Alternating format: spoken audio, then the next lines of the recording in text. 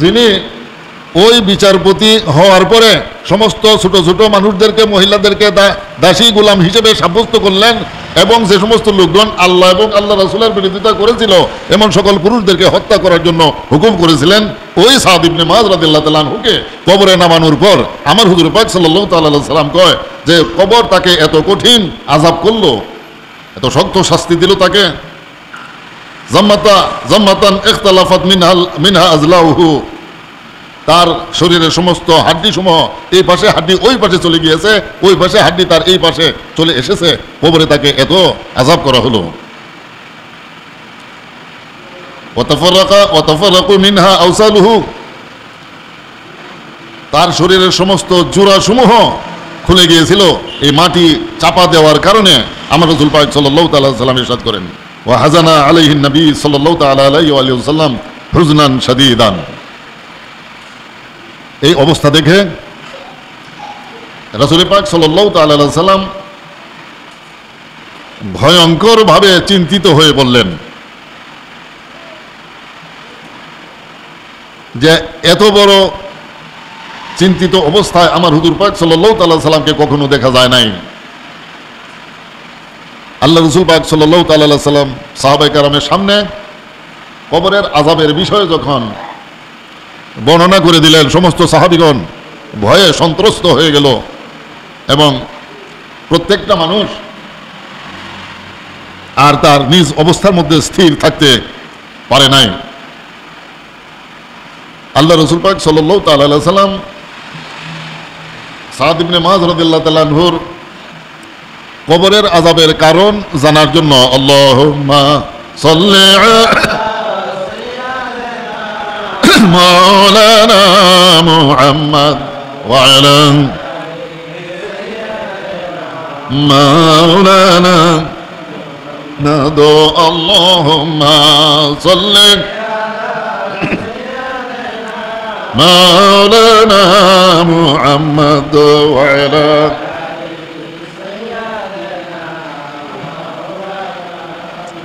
তার বাড়ির লোকদের কাছে তিনি জানতে চাইলেন সাদ ইবনে মুআযের কবরে এত কঠিন শাস্তি হওয়ার কারণ কি।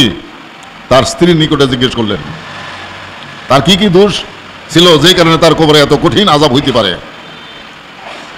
তার স্ত্রী উত্তর দিলেন যে আমার স্বামীর কোনো দোষ নাই, তিনি একেবারে নিষ্পাপ, কোনো অন্যায় কোনোদিন তিনি করেন নাই। ছোট্ট একটা দোষ তার স্ত্রী আমার হুজুর পাকের নিকট বলে দিলেন, তিনি যখন মাঠে উট দুম্বা চড়াইতেন আর এই উট দুম্বা ছাগল এগুলো প্রস্রাব করত, এগুলোর প্রতি তার খুব একটা বেশি তোয়াক্কা ছিল না, এর প্রতি তিনি বেশি পরোয়া করতেন না। আমার জানা মতে তার এই ছোট দোষ ছাড়া আর কোনো দোষ আমার স্বামীর আমলের মধ্যে নাই। ওয়ালা রাসূলুল্লাহ সাল্লাল্লাহু তাআলা আলাইহি ওয়া সাল্লাম। এরপর নবী মুহাম্মদ সাল্লাল্লাহু তাআলা আলাইহি ওয়াসাল্লাম ইরশাদ করেন, লাউ নাজা আহাদুম মিন জাম্মাতি যাকদাতিল কবরে, কবরে যে কঠিন শাস্তি হবে, আযাব হবে, এ থেকে যদি কোনো মানুষ মুক্তি পেত, লা নাজা মিনহা সাদ, তাহলে অবশ্যই সাদ ইবনে মুআয রাদিয়াল্লাহু তাআলা আনহু কবরের আযাব থেকে মুক্তি পেতেন। যেহেতু তার মতো এত সম্মানী মানুষ কবরের আযাব থেকে মুক্তি পান নাই, আল্লাহ তাআলার এমন কোন বান্দা আছে যার মৃত্যুর কারণে আল্লাহর আরশ কেঁপে উঠবে? নাই। এই একমাত্র সাদ ইবনে মুআয রাদিয়াল্লাহু তাআলা আনহু ছিলেন, যার প্রশংসা করতে করতে আল্লাহর ফেরেশতা জিবরাইল আলাইহিস সালাম পৃথিবীর মধ্যে অবতরণ করেছিলেন। এমন কোন বান্দা আছে? কোন মানুষের প্রশংসা আল্লাহর ফেরেশতা জিবরাইল আলাইহিস সালাম করেন নাই মৃত্যুর পর, তিনি তার প্রশংসা করতে করতে এসেছেন। এমন কে আছে যার সম্মানে আল্লাহ তাআলা আকাশ থেকে পৃথিবীর মধ্যে ৭০,০০০ ফেরেশতা পাঠিয়ে দিবেন? কে আছে এমন মর্যাদা সম্পন্ন? একজনও নাই। তিনি হযরত সাদ ইবনে মুআয রাদিয়াল্লাহু তাআলা আনহু, এত বড় বুজুর্গ, এত বড় সম্মানের অধিকারী, আল্লাহর ফেরেশতাগণ যার সম্মান করেছেন, আল্লাহ রাব্বুল আলামিন যার সম্মানে আকাশের দরজাসমূহ খুলে দিয়েছিলেন, তিনি মৃত্যুর পর কবরে নামানোর পর কবর তাকে যে আযাব করলো, এত কঠিন আযাব দেখে আমার নবী মুহাম্মদ সাল্লাল্লাহু তাআলা আলাইহি সাল্লাম চিন্তাগ্রস্ত হয়ে পড়েন এবং তিনি বর্ণনা করেন, যদি আল্লাহর কোনো বান্দা কবরে আযাব থেকে মুক্তি পেত, তাহলে সাদ ইবনে মুআয রাদিয়াল্লাহু আনহু মুক্তি পেতেন। তো হুঁশিয়ার, আল্লাহর বান্দাগণ, নবীর উম্মতগণ, প্রস্রাব থেকে সাবধান। প্রস্রাব হচ্ছে কবরে আযাবের মূল কারণ। অপবিত্রতা কবরের আযাবের মূল কারণ। আমার নবী মুহাম্মদ সাল্লাল্লাহু তাআলা আলাইহি ওয়াসাল্লাম ইরশাদ করেন, সেই কবরের আযাব থেকে মুক্তির জন্য প্রত্যেকটা মুমিন লোক হরদম পবিত্র অবস্থায় থাকতে হবে। আপনাকে শুধু ওযু করলেই পবিত্রতা হয়ে যায় না, ওযু ছাড়াও পবিত্রতা আছে। আপনার পরনের কাপড় অপবিত্র হবে না, এই তো হয়ে গেল। আপনি ওযু করতে পারেন, সেটা আপনার জন্য ভালো। যদি নাও করতে পারেন, তাও নাজাসাতে গালিজা মোতাবেক ওই ধরনের অপবিত্রতার অন্তর্ভুক্ত হয়ে পৃথিবীর মধ্যে অবস্থান করবেন না। অপবিত্রতা কবরে আযাবের মূল কারণ। আমার নবী মুহাম্মদ সাল্লাল্লাহু তাআলা আলাইহি ওয়া সাল্লাম ইরশাদ করেন, প্রত্যেকটা মুমিনগণকে আল্লাহ রাসূল পাক সাল্লাল্লাহু তাআলা সাল্লামের এই হাদিস মোতাবেক, সাদ ইবনে মুআয রাদিয়াল্লাহু তাআলা আনহুর ইন্তেকালের এই ইতিহাস মোতাবেক পবিত্রতা অর্জন করে নামাজ, রোজা, হজ, যাকাত, ওযু, গোসল করে এখান থেকে বিদায় নেওয়ার তৌফিক আমাদের সকলকে দান করুন। সকলে বলুন আমিন। ওয়া আখিরু দাওয়ানা আলহামদুলিল্লাহি রাব্বিল আলামিন। বারাকাল্লাহু লানা ওয়া লাকুম ওয়া নাফা'না ওয়া ইয়্যাকুম। যারা মিনহা আওসালুহু ওয়া হাযানা আলাইহি an-নাবিয়্যু সাল্লাল্লাহু তাআলা আলাইহি ওয়া সাল্লাম হুজনান শাদীদাম মিন বা'দু وقال لو نجا أحد من ظمة زغطة القبر نجا منها سعد. وقال الله تعالى في كلامه المجيد وفي فرقانه الحميد: أعوذ بالله من الشيطان الرجيم. بسم الله الرحمن الرحيم.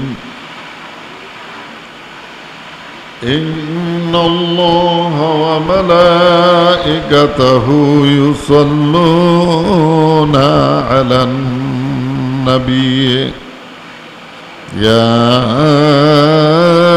أيها الذين آمنوا صلوا عليه وسلموا تسليما. اللهم صل على مولانا محمد وعلى سيدنا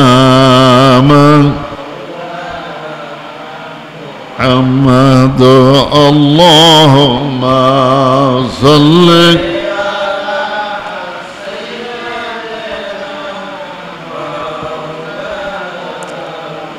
محمد وعلى آل سيدنا. क्या मोहम्मद नाम है प्यारा रसूल अल्लाह का, कुछ ना कुछ तो मिल जाए सदका रसूल अल्लाह का. अल्लाहुम्मा सल्ली अला मौलाना मुहम्मद वअला मौलाना मुहम्मद. अल्लाहुम्मा सल्ली मौलाना मुहम्मद वअला सय्यदना.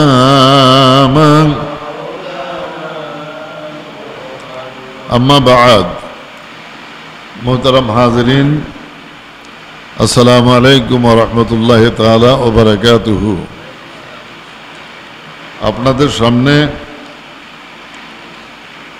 রাসূল পাক সাল্লাল্লাহু তাআলা আলাইহি ওয়া সাল্লামের হাদিস শরীফ থেকে আমি কিছু তেলাওয়াত করেছি। বর্ণিত হয়েছে এই খুতবার মধ্যে এই মাসের এই শেষের দিকে হযরত সাদ ইবনে মুআয রাদিয়াল্লাহু তাআলা আনহু ইন্তেকাল করেছিলেন। তিনি মদিনা শরীফের বাসিন্দা ছিলেন।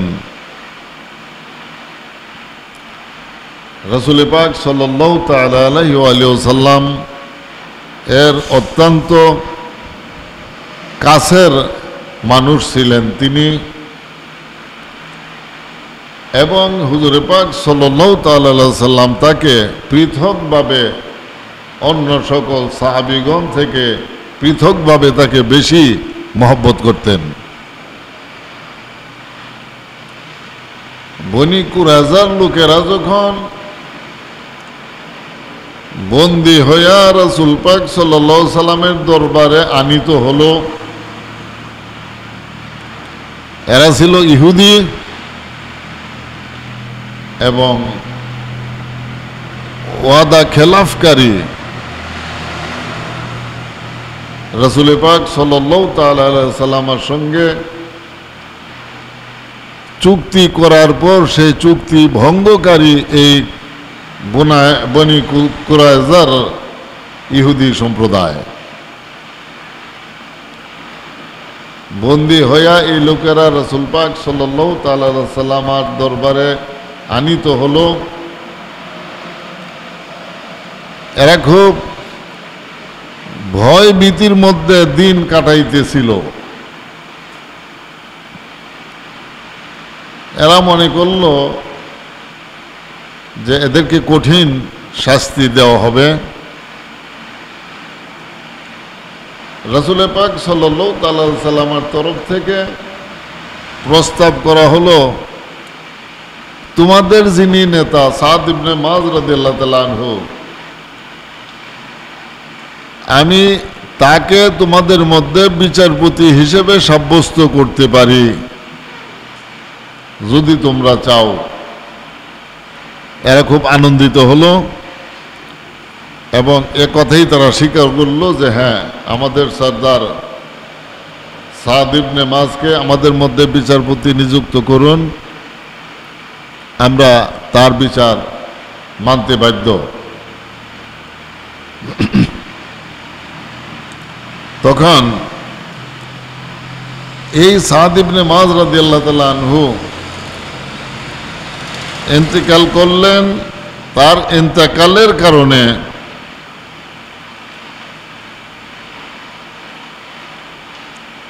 আল্লাযী আওসালা বিহুব্বিল্লাহি ওয়া বিজানাবিহি লা দা ওয়া হুয়া সাহিবু বুলদ আদনান, তিনি আল্লাহ তাআলার নৈকট্যশীল বান্দা ছিলেন। রাসূল পাক সাল্লাল্লাহু তাআলা আলাইহি ওয়া সাল্লামের বন্ধু ছিলেন। তিনি সাহেবে বুলদ আদনান আল্লাযী হুয়া ইহতাজ্জা লিমাউতিহি আরশুর রহমান, যার ইন্তেকালের কারণে আল্লাহ রাব্বুল আলামিনের আরশ পর্যন্ত কেঁপে উঠেছিল। সুবহানাল্লাহ বলেন সকলে। আল্লাহুম্মা সাল্লি আলা মাওলানা মুহাম্মদ ওয়া আলা সাইয়্যিদিনা মান। তিনি আল্লাহ সুবহানাহু ওয়া তাআলার তরফ থেকে পৃথকভাবে নির্দিষ্টভাবে সাহায্য প্রাপ্ত হয়েছিলেন। তিনি আল্লাহর তরফ থেকে সাহায্য পেয়েছিলেন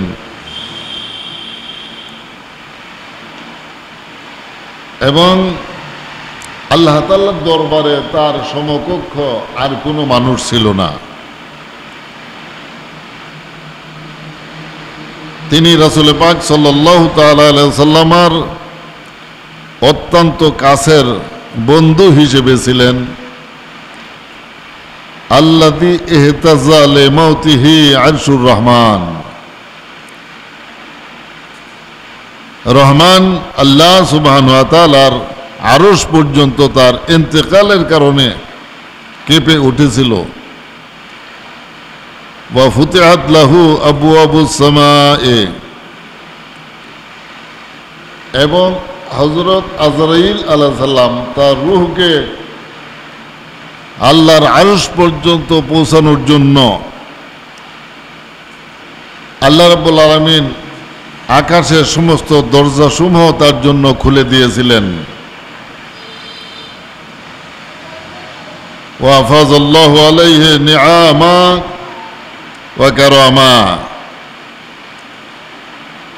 এবং আল্লাহ রাব্বুল আলামিন তার জন্য সমস্ত নিয়ামতের ভান্ডারসমূহ খুলে দিয়েছিলেন, এবং তাকে আল্লাহ তাআলা খুব সম্মানিত করেছিলেন। মিনহা সাবুনা আলফা মিনাল মালাইকাতে শাহিদু জানাজাতাহু, এই নিয়ামত সমূহের মধ্য থেকে এমন একটি নিয়ামত ছিল যাহা আল্লাহ রাব্বুল আলামিন তার জানাজার মধ্যে 70,000 ফেরেশতা প্রেরণ করেছিলেন। সুবহানাল্লাহ বলেন। আল্লাহুম্মা সাল্লি আলা মাওলানা মুহাম্মাদ ওয়া আলা মাওলানা মুহাম্মাদ, আল্লাহুম্মা সাল্লি مولانا محمد وعلى سيدنا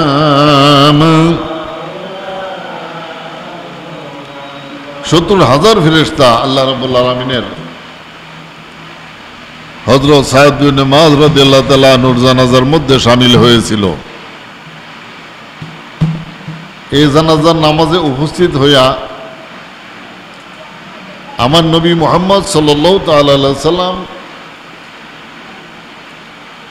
সোজাভাবে তার কদম মাটির মধ্যে ফেলে তিনি হাঁটতে পারেন নাই।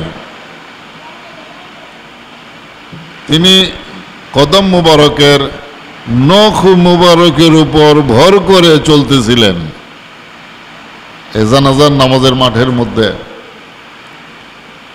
সাহাবায়ে কেরাম লক্ষ্য করলেন, ইয়া রাসূলুল্লাহ, আপনার কদম মুবারকে কোনো সমস্যা, যে কারণে সোজাভাবে আপনি হাঁটতে পারতেছেন না, নখের উপরে ভর করে হাঁটতেছেন। আল্লাহ রাসূল পাক সাল্লাল্লাহু তাআলা আলাইহি সাল্লাম উত্তর দিলেন যে, দেখো, আল্লাহর এত ফেরেশতা আজকের এই জানাজার মধ্যে উপস্থিত হয়েছে, যেই ভিড়ের কারণে আমি মাটির মধ্যে পা ফেলে হাঁটতে পারতেছি না। সুবহানাল্লাহ বলেন। আল্লাহুম্মা সাল্লি মাওলানা মুহাম্মাদ ওয়া আলা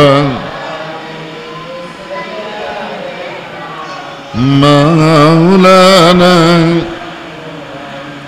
এত ফেরেশতা আল্লাহ রাব্বুল আলামিনের আকাশ থেকে পৃথিবীতে নেমে এসেছেন। এই প্রচণ্ড ভিড়ের কারণে আমি সহজভাবে সোজাভাবে হাঁটতে পারতেছি না। আর আল্লাহ তাআলার এই ফেরেশতাগণ সাদ ইবনে মুআয রাদিয়াল্লাহু তাআলা আনহুর জানাজার নামাজ আদায় করার জন্যই এই পৃথিবীর মধ্যে এসেছেন। সুবহানাল্লাহ বলেন। ওয়ালাম ইয়াকুম মিনহুম আহাদুন নাযালা ইলাল আরদি ক্বাবলা যালিকাল ইয়াউম, এবং যে ফেরেশতাগণ আজকের এই জানাজার নামাজে উপস্থিত হয়েছেন, তাদের কোনো একজন আজকের দিনের পূর্বে এই পৃথিবীর মধ্যে কখনো আসেন নাই। শুধুমাত্র আজকের এই জানাজার নামাজের জন্য তারা পৃথিবীতে এসেছেন, এর আগে তারা এখানে আর কোনো দিন পৃথিবীর মধ্যে অবতরণ করেন নাই। ওয়া নাযালা নবী সাল্লাল্লাহু তাআলা আলাইহি ওয়া সাল্লাম ইলা কবরিহি, আর নবী মুহাম্মদ সাল্লাল্লাহু তাআলা আলাইহি ওয়া সাল্লাম সাদ ইবনে মুআয রাদিয়াল্লাহু তাআলা আনহুর লাশকে সঙ্গে নিয়ে তিনি তার কবরের মধ্যে নেমেছিলেন।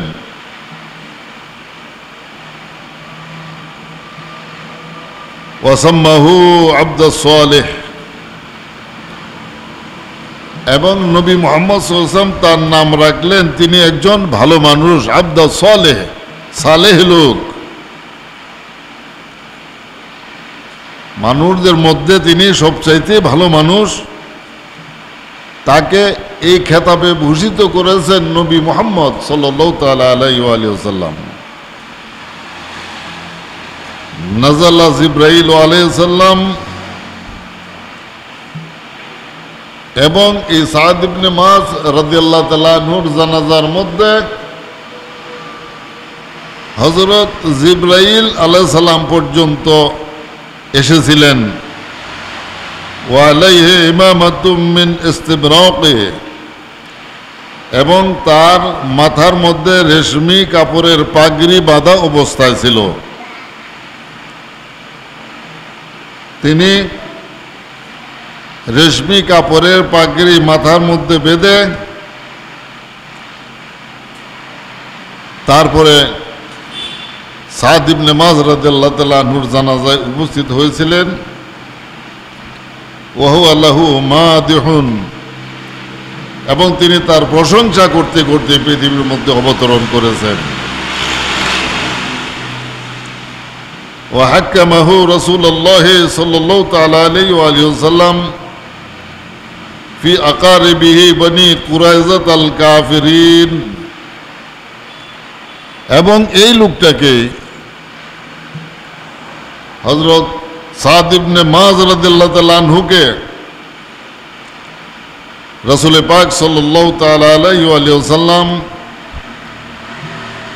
বিচারপতি হিসেবে সাব্যস্ত করেছিলেন। সেই সাদ ইবনে মুআয রাদিয়াল্লাহু তাআলা আনহুর জাতির লোক বনি কুরাইজার নিকটে এই সাদ ইবনে মুআয রাদিয়াল্লাহু তাআলা আনহুকে বিচারপতি হিসেবে সাব্যস্ত করে রাসূলুল্লাহ সাল্লাল্লাহু তাআলা আলাইহি সাল্লাম তাকে প্রেরণ করেছিলেন। আল্লাহুম্মা সাল্লি আলা মাওলানা মুহাম্মদ ওয়া আলা মাওলানা মাদো আল্লাহুম্মা সাল্লি মাওলানা মুহাম্মদ ওয়া আলা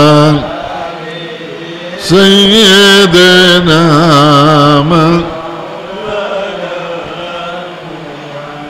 এই বনি কুরাইজার লোকগণ তাকে বিচারপতি হিসেবে পাইয়া এরা খুব আশ্বস্ত হয়েছিল, যেহেতু আমাদের জাতির লোক, আমাদের মধ্যে আমাদেরকে মুক্তির একটা ব্যবস্থা তিনি করবেন, এই ধরনের একটা আশা এরা করেছিল। ফাহাকামা ইস্তিরকাকিন নিসায়ে, তিনি বিচারপতি হইয়া তাদের নিকটে উপস্থিত হয়ে বিচারের রায় দিলেন, সমস্ত মহিলাদেরকে দাসী হিসেবে আমি ঘোষণা করলাম। বনি কুরাইজার সমস্ত মহিলাদেরকে দাসী হিসেবে তিনি ঘোষণা করলেন। ওয়া কাতলি রিজালে গায়রাতা লিরাব্বিল আলামিন, এবং সমস্ত পুরুষ লোকদেরকে হত্যা করা হবে যে সমস্ত লোকগণ ইসলাম গ্রহণ করে নাই এমন প্রত্যেককেই হত্যা করা হবে। ছোট ছোট বাচ্চাদেরকে, মহিলাদেরকে গোলাম এবং দাসী হিসেবে তিনি ফতোয়া দান করলেন, বিচারের রায় দান করলেন। ওমা যালিকা ক্বালা সাল্লাল্লাহু তাআলা আলাইহি ওয়া আলিহি ওয়াসাল্লাম। এই প্রসঙ্গে আমার নবী মুহাম্মদ সাল্লাল্লাহু তাআলা আলাইহি ওয়া আলিহি ওয়াসাল্লাম ইরশাদ করেন, লাকাদ যাম্মাহুল কবরু যাম্মাতান ইখতালাফাত মিনহা আযলাউহু। তখন হুজুর পাক সাল্লাল্লাহু আলাইহি ওয়াসাল্লাম বর্ণনা করেন যে নিঃসন্দেহে এই যে এই লোক সাদ ইবনে মাস, যাকে আমি নিজেই কবরে নামাইলাম, যার ইন্তেকালের কারণে আল্লাহর আরশ পর্যন্ত কেঁপে উঠেছিল, যার রূহের সম্মানে আল্লাহ রাব্বুল আলামিন আকাশের সমস্ত দরজাসমূহ খুলে দিয়েছিলেন, যার সম্মানে আল্লাহ রাব্বুল আলামিন আকাশ থেকে জানাজার নামাজের মধ্যে 70,000 ফেরেশতা প্রেরণ করেছিলেন, যে ফেরেশতাগণ এই জানাজার নামাজের পূর্বে আর কোনোদিন এই পৃথিবীতে আসেন নাই, এবং তিনি যার জানাজার নামাজের মধ্যে হযরত জিবরাইল আলাইহিস সালাম রেশমি কাপড়ের পাগড়ি মাথায় বেঁধে জনগণের সঙ্গে জানাজার নামাজে শরীক হয়েছিলেন, এবং তিনি ওই জিবরাইল আলাইহিস সালাম তার প্রশংসা করতে করতে সকলের মধ্যে সমবেত হয়েছিলেন। যেই সাদ ইবনে মাসকে নবী মুহাম্মদ সাল্লাল্লাহু তাআলা আলাইহি সাল্লাম বনি কুরাইজার কাফেরদের মধ্যে বিচারপতি হিসেবে সাব্যস্ত করেছিলেন।